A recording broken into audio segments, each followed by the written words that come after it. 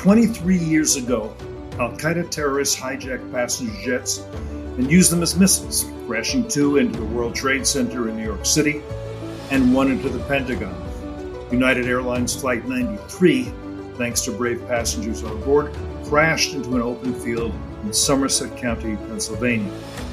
These attacks came as a shock and a surprise, but they shouldn't have. The American intelligence community should have been keeping tabs on Al-Qaeda and other terrorist groups. Professors of departments of Middle East studies and Islamic studies at elite universities should have been looking and studying and writing about the ideologies, the theologies, the intentions and capabilities of such organizations. The news media should have been covering the regimes, groups, and individuals driving and justifying terrorism. None of that was the case. We'll discuss why not and the threats facing America and other democratic societies all these years later with my colleagues, Hussain Abdul-Hussain and Jonathan Schanzer. Hussain, a research fellow at FDD, grew up in Beirut, Baalbek, and Baghdad. He worked as a reporter and later managing editor of the Daily Star in Lebanon. In Washington, he helped set up and manage the Arabic satellite network Al-Hur Iraq, after which he headed the Washington bureau of the Kuwaiti daily Al-Rai. Jonathan, Senior Vice President for Research at FDD, oversees the work of the organization's scholars and other experts. He previously served as a terrorism finance analyst at the U.S. Department of the Treasury, where he followed and sometimes froze the funding of Al-Qaeda and other terrorist organizations. He has written hundreds of articles on the Middle East and U.S. national security, and he hosts the FDD Morning Brief, where he covers Middle East news and developments live every Monday, Wednesday, and Friday at 8:30 a.m. ET, Eastern Time. Worth getting up for, but if you sleep in, it's still available on FDD's website, on X, formerly Twitter, and other platforms. John has traveled throughout much of the Middle East. He earned his doctorate from King's College London. He speaks both Arabic and Hebrew. Even if you only speak English, I'm pleased you're with us too, here on Foreign Odyssey. So welcome, guys. Good to see you. A story you guys know well, but not everyone joining us does. I'm going to tell it very quick. About a week before 9/11, I had a meeting with Jack Kemp and Jeane Kirkpatrick, the former well-known politician in those days, the latter a former American ambassador to the UN.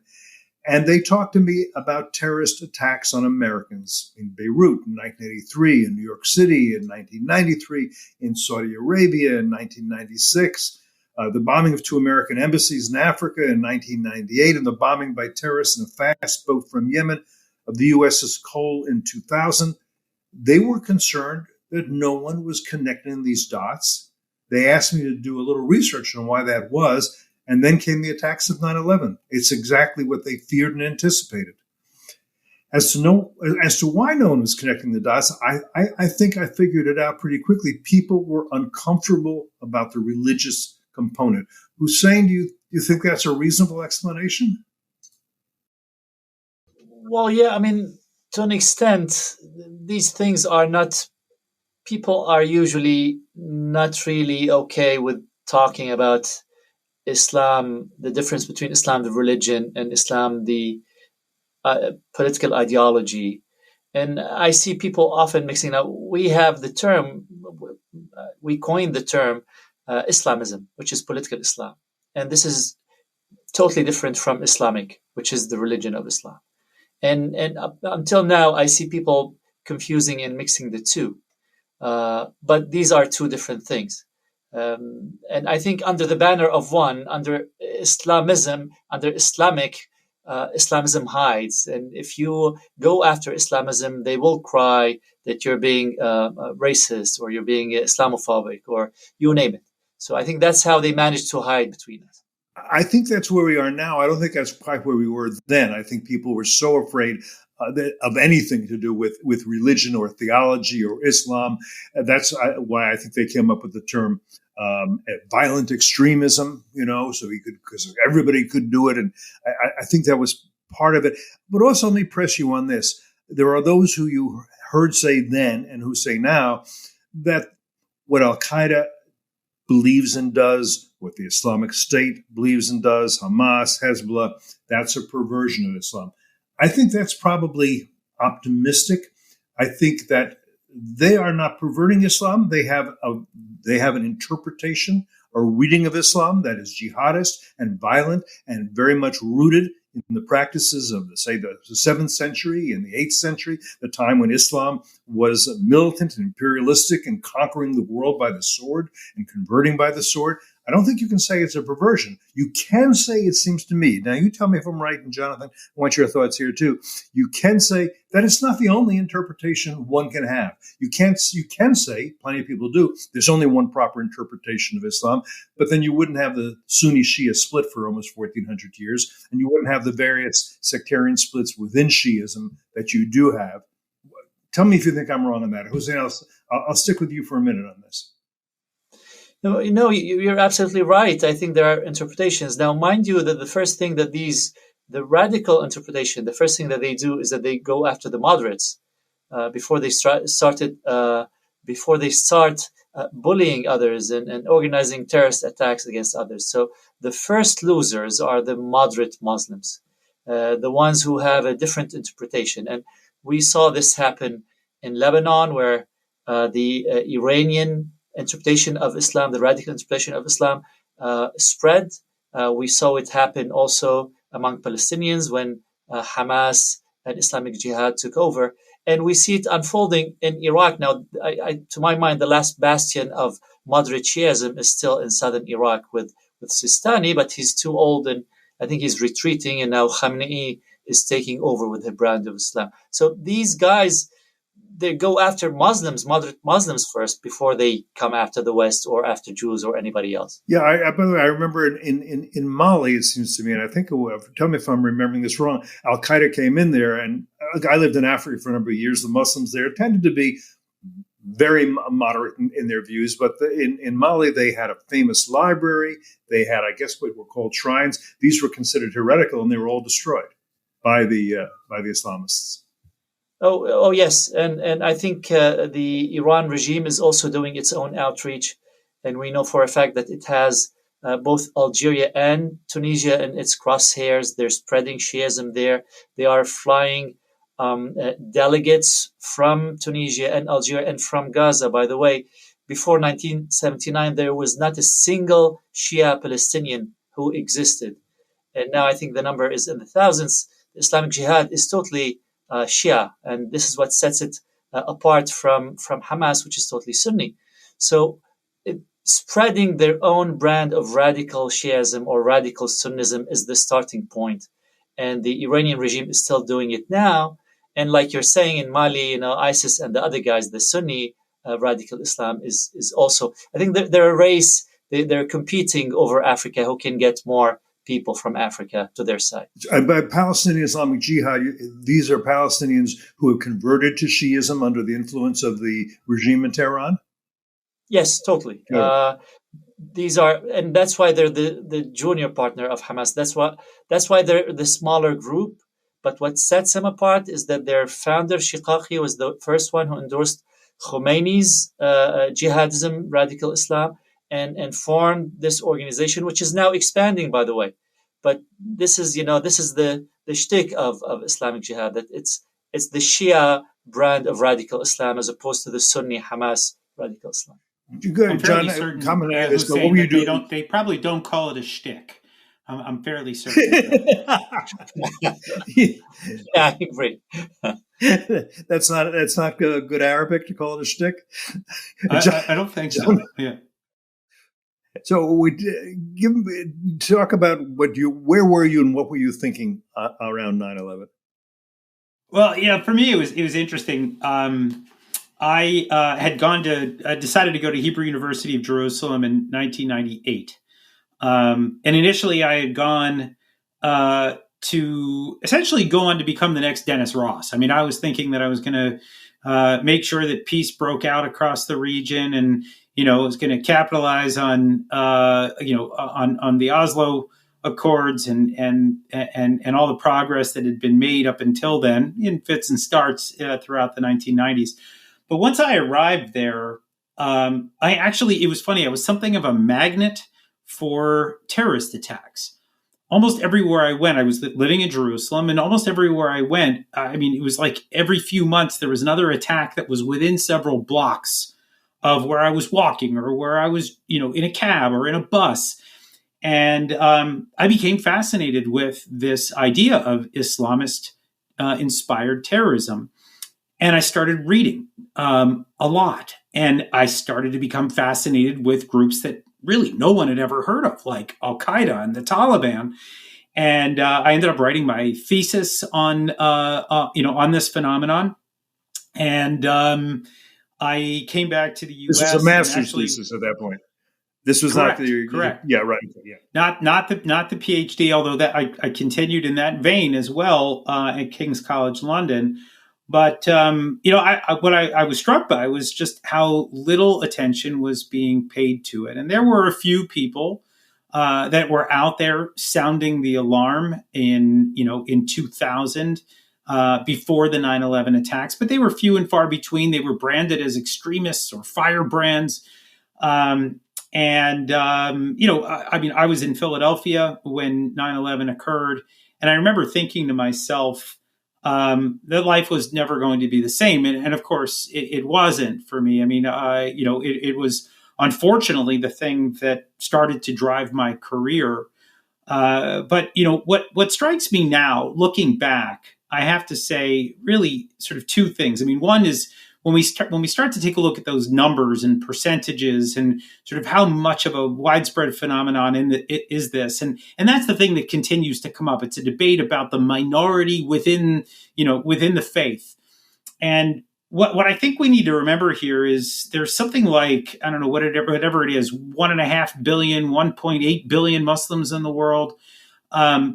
Even if this is the people who embrace a violent interpretation of the faith are only 20% of the population of the Islamic faith, we're still talking about numbers equivalent to the entire population of the United States of America, right? That's if it's only 20%. And it's unclear whether it's even that small. I mean, we don't know. It's not like you can go out with no one's taking Pew polls across the region to get an accurate number. People have tried, but I don't think it's ever really been done properly. But the other thing that I'll just note here is, and here's a personal anecdote for me, is the extent to which the academics and maybe even also the political scientists deliberately wanted to sweep this whole thing under the rug. My story is that I actually got into a PhD program in the year 2000. And I was deliberating, whether I should go or not. And in 2001, I traveled to the school. I'm going to leave the school out and the professor because, well, it was my business. Yeah, tell. I'll keep it out for now. Maybe one day I'll write about it. But I got into a terrific school, and I went to go meet with the modernist, the one professor who I would study with. And I go in, and the professor says, "What do you want to study?" And I say, I want to compare violent Islamist movements coming out of the Middle East. And the guy looked at me and he said, "No." I said, What do you mean no? This is like a serious thing. I just studied it for 2 years in graduate school. We're seeing attacks all over the globe. Isn't it time that somebody study this seriously? And, the first response was, well, that's just how, the media needs to sell, advertising, and this is a sexy story. I said, well, but it's not like they're making this up, right? And I said, well, what if we tried to do something that was kind of like Soviet studies in the 1950s and 60s, and to actually create centers of excellence where we studied the threat and helped America prepare for, the battles to come. And it was at that point that this professor literally grabbed me by my arm and, started to walk me out. I said, what would you have me study? And he said, Palestinian poetry.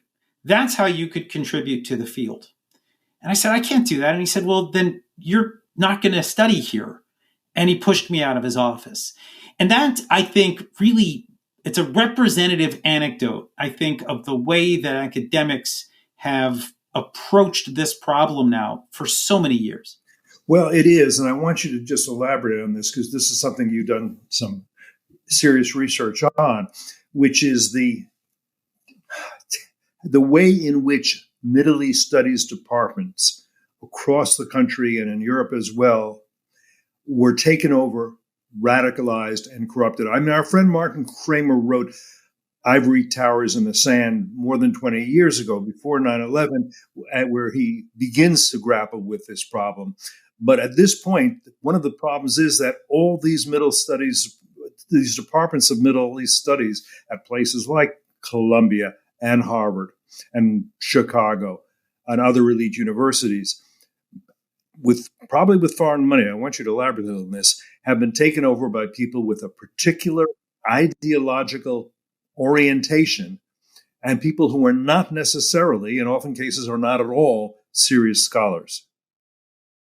Oh, this is without question a major problem. And obviously we're seeing it manifesting now on campuses across the country. The chickens have come home to roost, as it were.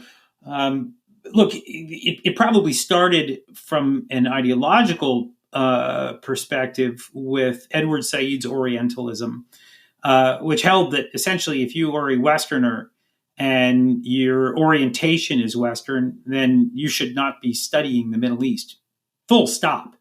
That you simply cannot grasp and cannot convey the complexities of the Middle East and Islam and the Arabic world and Arabic culture. But it went beyond that, right? You started looking and this is starting in when? But the 1990s, 1980s? How far back was this? Late 1970s, if I'm not Late 1970s. So in a sense, you have the seeds of what we nowadays call identitarianism and wokeism. In other words, it's not what you know, it's who you are, the color of your skin, the identity you've been given or chosen or that's been assigned to you by somebody else. Those are your qualifications. So Edward Said, who, by the way, I think was a Christian, not a Muslim, who was not a scholar of Islam or the Middle East, but a comparative, but he could say, hey, my name is Edward Said, therefore I understand the Middle East and Islam in a way that, say, Bernard Lewis at Princeton could not possibly, because he's the wrong color, he's the wrong creed. Yes. In essence, yes. I think you've distilled it. And what happened after that is you began to look at this sort of, post-colonial studies and you began to see actually academic inventions that would begin to dismiss security concerns or legitimate fears of the various interpretations of the faith or the culture. And, what began to happen, it's quite common in academia is, things become in vogue. And so generation after generation of students come in, they want to get their PhDs and they are beholden to those that came before them. And they are the ones who are teaching them what is correct academics and what is incorrect academics. We're not talking about free thought here. We're not talking about, thinking outside of the box. It was about creating a sort of a canon of literature that has now been passed down for several decades, where there's been really no change in the way we look at these problems. And it often comes down to the United States being the problem. It comes down to, of course, Israel being the problem. It comes down to the way that Westerners interpret the problem. But it's never this minority or even, maybe not so much of a minority of the faith that is the problem in the way that it's studied and now the way that it's conveyed. Now, just a couple of other things is it's been reinforced by outside money that has come in from the Middle East, countries like Qatar, Saudi Arabia, UAE, over the years, different times, different levels of radicalism. But what's happened is they have supplanted the traditional donor bases of these universities. They used to go around from, one alumni to the next, asking for what we would call, let's say, small to medium-sized checks to keep the universities going. But when you start getting millions of dollars from authoritarian regimes that have an ideological perspective that they want to reinforce, you begin to lose whatever was left of that honesty in the way that these topics were being taught on campus. And so we've watched a serious decline. And am I wrong to think that a lot of these professors who are supported by, say, Qatari money in these university Middle East studies departments, and who are ideologues more than scholars, and who are activists more than teachers, that they have been more responsible than people may realize, as opposed to the students, for a lot of the kinds of terrible demonstrations supporting Hamas, supporting Hezbollah that we've seen since 10/7. In other words, I think people think, oh, these are mostly students getting out on the campuses and they've been indoctrinated, and they have. But, and I think you've worked on this, there's also outside agitators, if I may, in other words, from the specific groups coming into the campus and orchestrating these demonstrations, and the professors who, again, are ideological activists, and they are bringing out their students as best they can to be part of these movements and these demonstrations on the campuses. Am I correct in that? And have you been working on that? Yeah, well, we've definitely been working on it. And, there's a group called American Muslims for Palestine that has been particularly active in mobilizing students for justice in Palestine. And we've seen AMP figures appear on campus holding the microphone, holding the megaphone. There is actually something now called the Faculty and Professors for Justice in Palestine. There's a new offshoot of this phenomenon.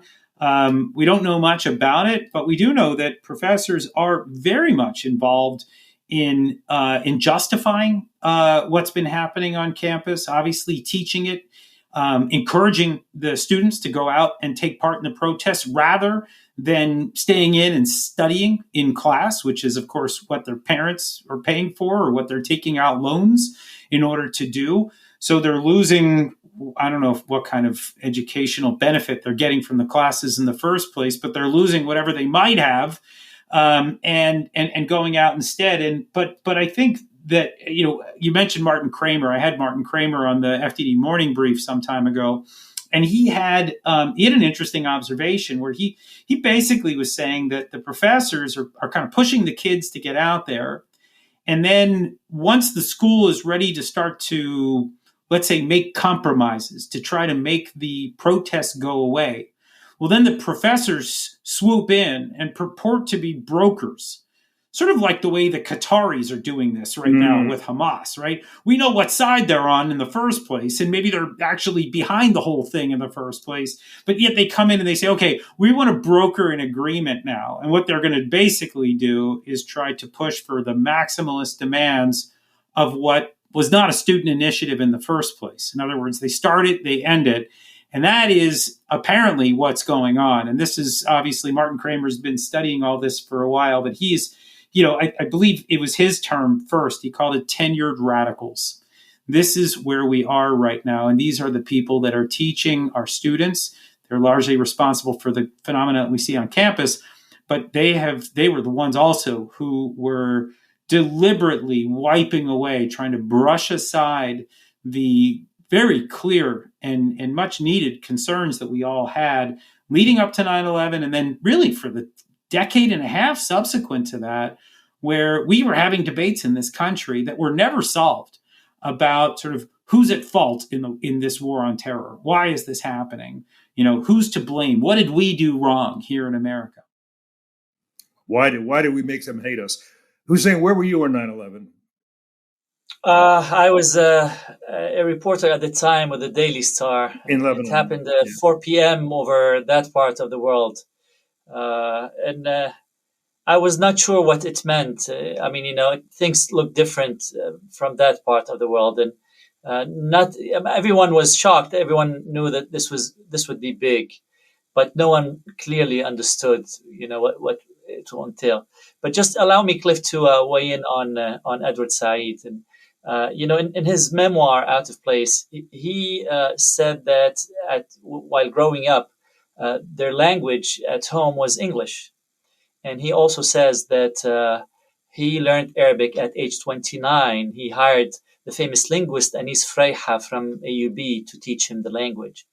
And if you look up his books, he never cites any Arab authors or newspapers. He's always citing, someone from Africa, someone from Latin America, but he never captures or portrays what's going on in the Middle East. He only blames the West for whatever they produce, but he doesn't, produce any alternative.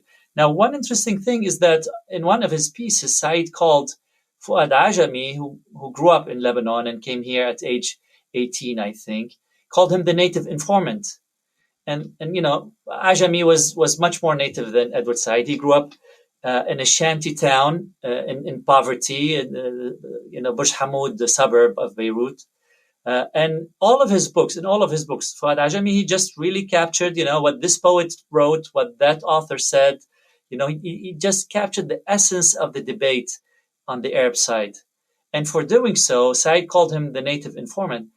And this reminds me of how so many times I get trolls on social media calling me white adjacent or native informant. And I'm thinking, what should one do to come up with an idea that's different than the one that's dominant on U.S. campuses?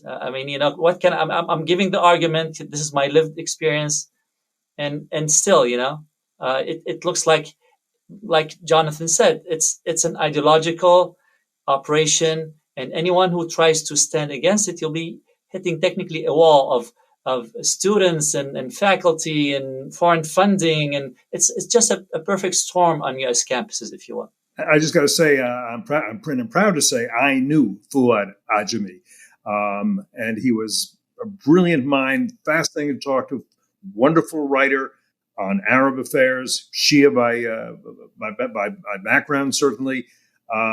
Just an amazing person. And it's interesting to note that H.R. McMaster, who now chairs our military center, FDD, he also is at the Hoover Institution, where he is the Fuad and Michelle Ajami chair. I forget exactly that he holds. And Fuad, I think, would be very proud of it, of HR. Proud that it wouldn't have happened without that. And Fuad was wonderful, but as you say, he was maligned because he was a serious scholar and not an activist ideologue.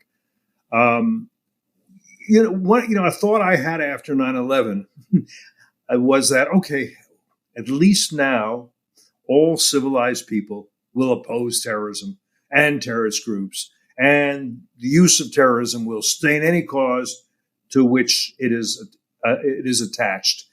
And of course, I now realize that was, on my part, overly optimistic and even naive conclusion that I had back then, because what we're seeing is quite the contrary. And it started fairly early. I remember with one of the editors at Reuters saying, well, one man's terrorist is another man's freedom fighter. As if you thought your cause was justified, you had the right to murder other people's children. But that has persisted with this idea that resistance means that nothing is barred to you. Not rape, not desecration, not child murder, not hostage taking, not torture. If you call it resistance, you can do any of that. And sadly, that view is not rebutted in any way at the United Nations, not seriously by the Red Cross or Doctors Without Borders or Amnesty International. If I'm wrong, I'd love to hear from people from these organizations telling me, no, we've stood up against that view, but I haven't seen it. Well, yeah. To my mind, I think. I'm sorry. Go ahead. Hussain, go ahead, then John. Yeah. I was just going to say that there has been changes, thankfully. I mean, think of the hijackers on 9/11. 15 of them Saudis, 2 or 3 Emiratis. Look at Saudi Arabia and the UAE now. Where are they now? They look like the bastions of liberal thinking compared to the other countries in the region that are still minting terrorists and terrorism. So I think there have been successes. The U.S. managed to hunt down bin Laden and dismantle Al-Qaeda and a couple other terrorist organizations. So victory is possible. Now, unfortunately, that for every victory you get, you'll have a dozen other setbacks thanks to all the people who doubt the effort against terrorism. But, I think if we had done this the right way, I think success would have been much bigger than whatever successes we've had until now. What does the right way mean? Well, for example, like Iraq, I think we dropped the ball. We gave the government to Iran, even though Alawi won the election in 2011. We gave the government over to Maliki, who was Iran's ally, and that was a big turn of events. I mean, and this is most probably because of the U.S. domestic politics, not because of any clear-eyed foreign policy, and things of this kind. I think it's more than domestic policy. I think that President Obama and Vice President Biden seriously believed that the best thing they could do in Iraq was to leave, to end this war, and to move out. And there was within Obama's security cabinet plenty of advisors who said, no, we need to leave a residual force there. Maybe 10,000 troops, that's all. We can't abandon it. If we have a residual force, we can suppress terrorist groups, and we can be honest brokers among the Shia, the Sunni, and the Kurds.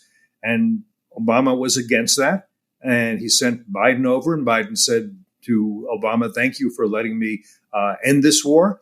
And they left, and of course, the result, and I'm going to simplify this, but not much, was the rise of the Islamic State from the ashes of what had been Al-Qaeda in Mesopotamia or Al-Qaeda in Iraq, whichever one you want to call it, which then President Obama tried to dismiss as just a JV team.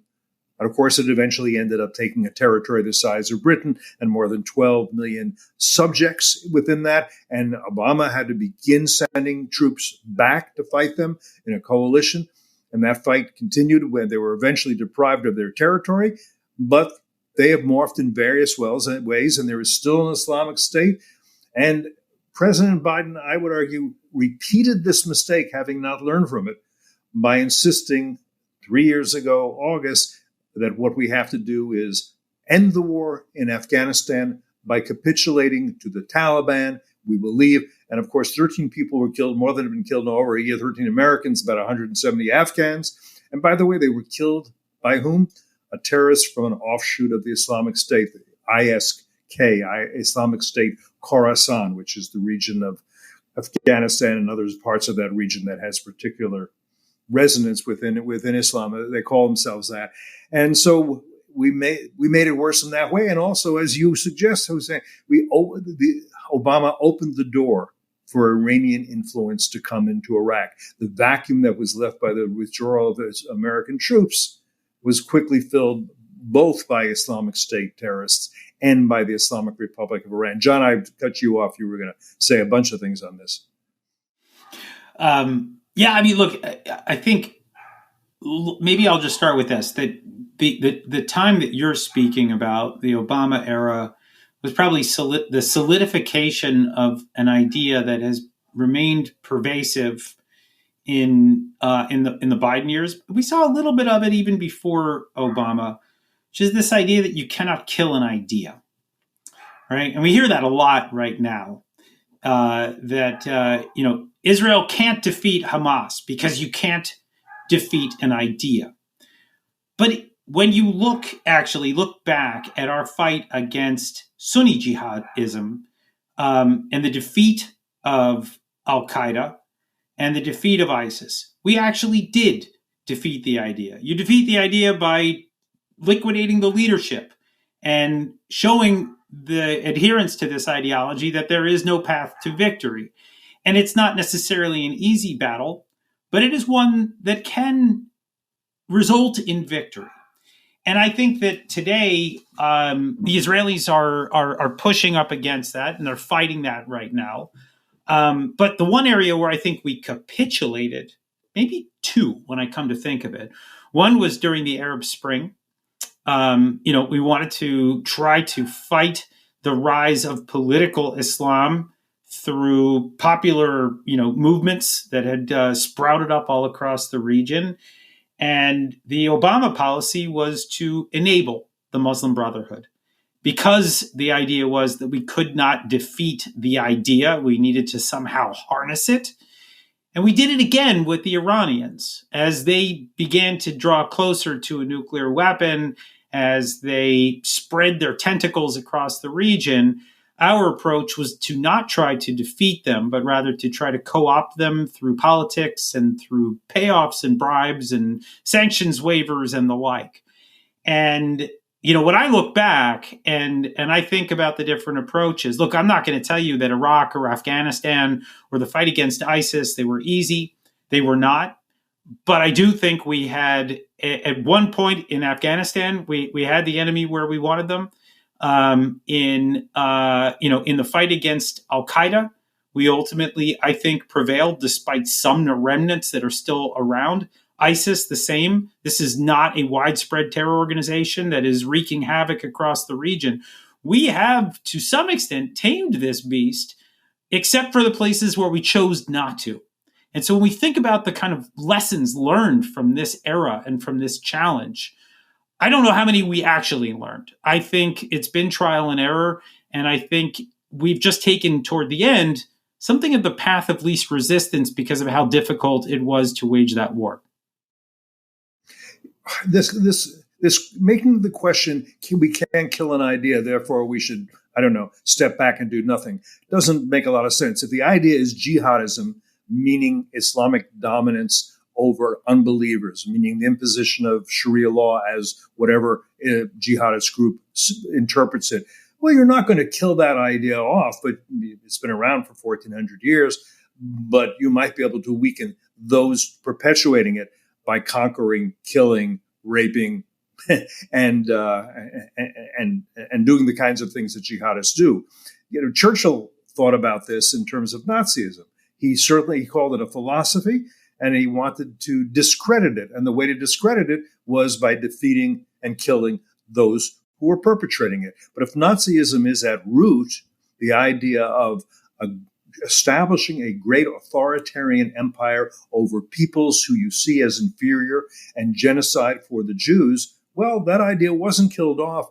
Actually, it's been replicated among the various groups that call themselves jihadists. And that we call themselves jihadists. It's simply morphed a little bit. That's what it is. And that's why it's so disturbing to see people on campuses and streets of New York raising Hamas and Hezbollah flags, because that's what they are in favor of. Whether they know it, many do, or whether they don't, some are simply tremendously ignorant, I imagine. The capitulation to the Taliban. I think H.R. McMaster is right in saying we never really had quite a strategy in Afghanistan. We were doing, as you suggest, John, better than most people think, and that the Taliban was unable to take any urban centers, that it would not have taken Kabul again. And we had 2,500 troops there, which is nothing. When Biden took office, there were about 8,000 NATO troops as well. But the fact that the Taliban won, and they won, Khalid Sheikh Mohammed kind of predicted how they'd win. Khalid Sheikh Mohammed, who is, was one of the architects of 9/11, is still down in Gitmo, claims to have killed Daniel Pearl with his own hand. He said, "We don't have to defeat you. We just have to stay in the battle long enough until you Americans quit, which you always do and always will." You can't say he wasn't prescient in that. You can't. What's the state of Al Qaeda? Go ahead. Yeah, I mean, it's funny. I'm watching right now. I don't know if you guys have seen this show. It's called The Looming Tower. It's on Hulu. It's based off of the Lawrence Wright book, chronicling the sort of 9/11 failures within the U.S. government and sort of who was right and who was wrong, and that's the theme that kind of comes through, is that this was a group that decided to defy the United States, to challenge the U.S. as a superpower, and it didn't expect to win. It was kind of a war of attrition. The idea that you could drive America out of certain places, right? That's why you attack the embassies in Africa. That's why you attack the USS Cole. The idea of attacking the U.S. on American soil was probably a bridge too far for the group. And that was, I think, the water's edge as far as, the trajectory of Al Qaeda was concerned. But there was this sense that all they needed to do was to show up and still be standing to one extent or another. And this, by the way, is the thing that continues to come through with some of the other jihadi groups that are still with us today. This is exactly what Hamas's perspective is when it fights against Israel. Hezbollah, the same, right? They don't need to necessarily win. even if there's, a couple hundred people that are still alive at the end of this, even if it has brought total destruction to Gaza, both above ground and below ground, and their ranks have thinned out and their leadership has been culled and all of these things, they still would assert that they're winning. Now, the question becomes, if you get all of their leaders or the top leaders, and I'm thinking primarily Yahya Sinwar, will the fate of Hamas be similar to that of Al-Qaeda after we got Osama bin Laden in 2011? These are the sorts of things that I guess we still wrestle with as we deal with the later iterations or the more recent iterations of jihadism.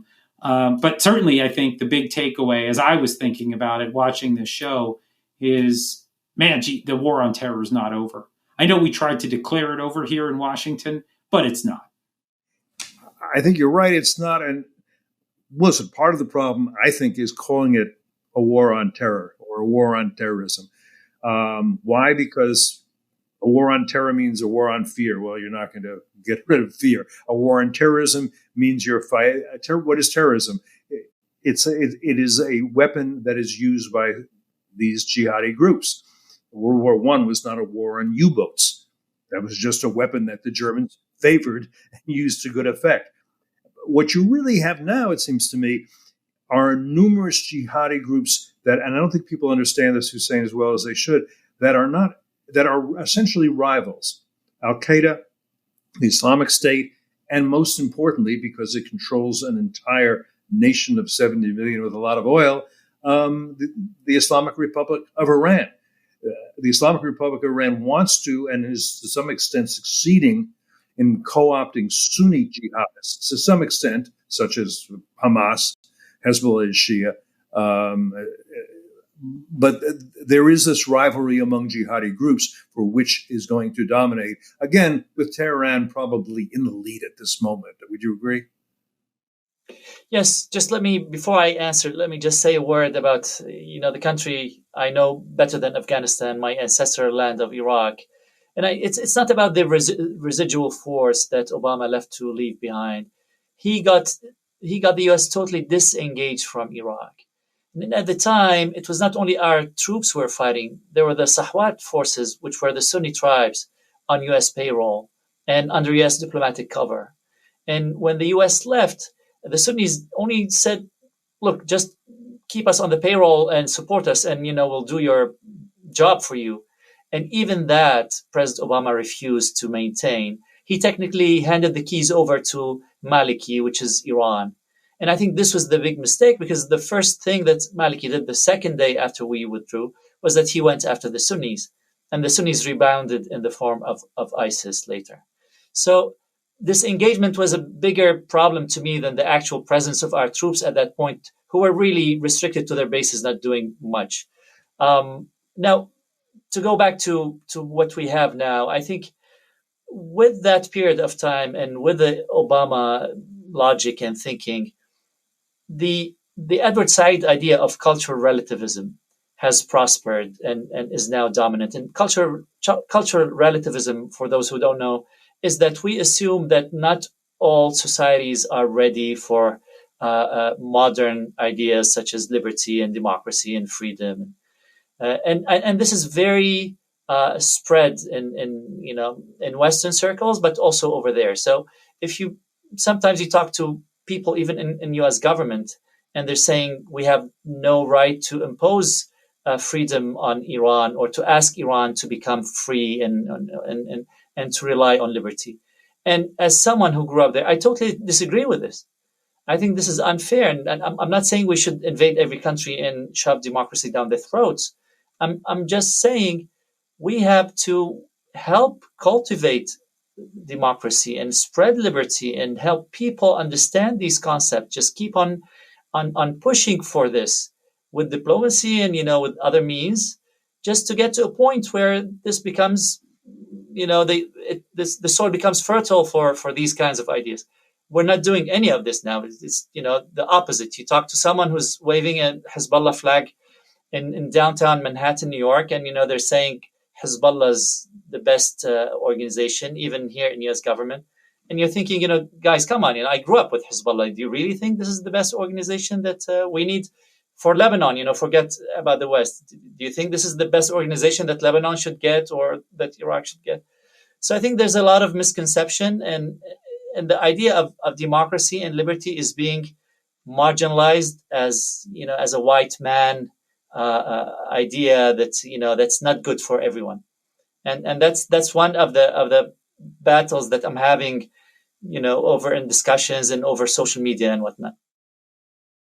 One thing, Hussain, as you talked about this idea that we've given up on trying to spread democracy or liberalization or moderation, even for that matter, I think we've kind of capitulated on that. It actually stems from this idea, and I continue to struggle with it. I know, Cliff, you and I have talked about this idea of overlearning the lessons of the war on terror, right? That we were so ambitious, and the Bush, George W. Bush administration, right, their democracy agenda, it was ambitious. The idea that we were going to try to curb the radicalism that had spread across the region through the spread of democracy or liberalization. And we spent a massive amount of money, and we lost a lot of our men and women in uniform. And there was a lot of misery that accompanied that. And yes, without question, there was fierce resistance to the Bush doctrine, or the freedom agenda, as we would call it. But now when I look at what's going on in the region, it's gone adrift, right? I mean, we continue to talk about it, that we're watching the unraveling of the U.S.-led world order, right? We can say this kind of, I think, quite clearly at this point. We're being challenged in the Red Sea by the Houthis, like not even a significant power. This is a ragtag group that most people had never heard of until 11 months ago. And we don't even seem to have an answer to that, let alone a seventh front war that Iran is waging across the region. We failed to capitalize on, we were on the 1 yard line when it came to normalization with Saudi Arabia and other Arab states, and we fumbled the ball. We don't seem to have a grasp on what's going on right now, primarily because we don't want to push ourselves on anyone. That seems to be, I think, the overriding mentality is, who are we to tell other people how to adjust their foreign policy or to live their lives? But I actually think that, I don't know, I think we missed something here. Because we, suffered defeats in Iraq and Afghanistan, and the war on terror was tough on us, I don't know if the answer was to just give up on the region. I do think the way we did it may have been problematic, and we spent a lot of money and we spun our wheels. But, no one expects to get the answers to tough questions right the first time. And so I guess I'm curious where you guys are on this, because I don't like what I see in the region. I don't like the way the U.S. has relinquished its power and influence. I obviously don't want to see us go back to this sort of idea of trying to impose democracy at the point of a gun. But there's got to be some middle ground, isn't there? Well, there is middle ground, and I'll suggest what it is. First of all, with a group like the Houthis, you don't just shoot the arrows, you shoot the archers. You say, we have for generations, we the U.S., have enforced freedom of the seas, and we're not going to allow the Houthis to stop freedom of the seas. And we're not going to be simply defensive here. We're going to defeat them, and they're going to know they're defeated. That's absolute. This whole idea that everything has to be defensive, nothing can be. You cannot take the war to your enemy. You can just stop your enemy from hitting you. That's sort of been the Biden administration's philosophy with Ukraine. They can defend themselves against Russia, but they can't do damage to Russia because that would be provocative. The Israelis can defend themselves, but they can only go so far. Defeating Hamas might be too far. I don't know. Look, Saudi Arabia is not going to be a democracy anytime soon, but people are freer there than they used to be.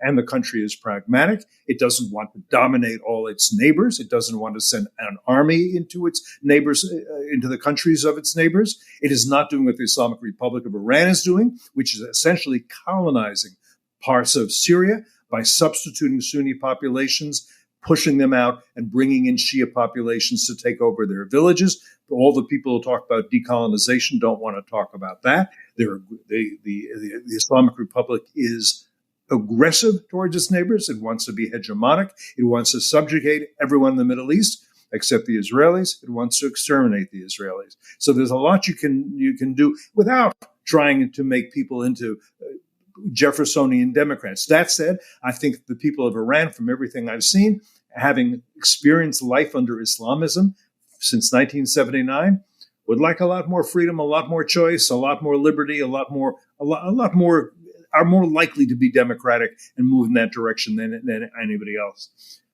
One more thing, I'm going to let you guys say whatever final thoughts you have. You know, after 9/11, I must say, put FDD together. I thought, okay, we have a serious problem with Islamism, radical Islam, jihadism, terrorism, call it what you will. But we can handle this over the next few years. But that's all we have, because at that point we thought Russia was liberalizing. Term we didn't know how bad Putin was going to become. Now we found out. We thought China was liberalizing and moderating. It was in 2001 that Bill Clinton brought the People's Republic of China into the World Trade Organization. The idea was we'll help them become wealthy. As they become wealthy, they'll become moderate, they'll become liberal. That's not the case. And I think what we're in now, I'm not the only one to say this by any means, is Cold War 2.0, and it's a much more threatening and challenging Cold War, because we're up not against just a nation state like the Soviet Union. We're up against Beijing, which leads an axis that includes Moscow, that includes Tehran, that includes North Korea, that includes increasingly Venezuela, Nicaragua, and Cuba. And we are not acknowledging that we have this new Cold War, and we are not doing everything or a lot that we need to do if we are to prevail in this new Cold War. And so that's not an optimistic thing for me to be saying on this anniversary week of the 9/11 attacks. But the fact of the matter is we need to wake up to the threat matrix we now face and begin to respond. And if we do respond, I think there's no question we can overcome. But if we don't recognize what we're dealing with, very hard to do. Let me get your final thoughts, Hussain. Yes, I would say that we have to really be clear-eyed on the difference between Islam and Islamism. And, I grew up in a conservative Muslim house, and my mother is practicing Muslim and hijabi. And I can't really think that the religion that she practices is a threat to world peace. But at the same time, my mother I understand, every moderate Muslim understand that the minute you bring Islam into politics or the public sphere is the minute that you ruin it for Islam and for everybody else.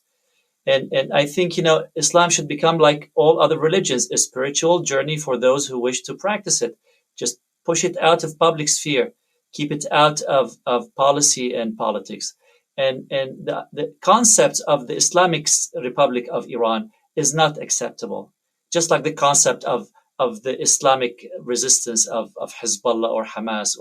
So this has been really close to home, that we have to, always understand the difference between the two and never shy away of going after Islamism and call it radical and call it terrorist and call for eradicating it as much as we can. I mean, we shouldn't allow Islamism to hide behind actual Islam.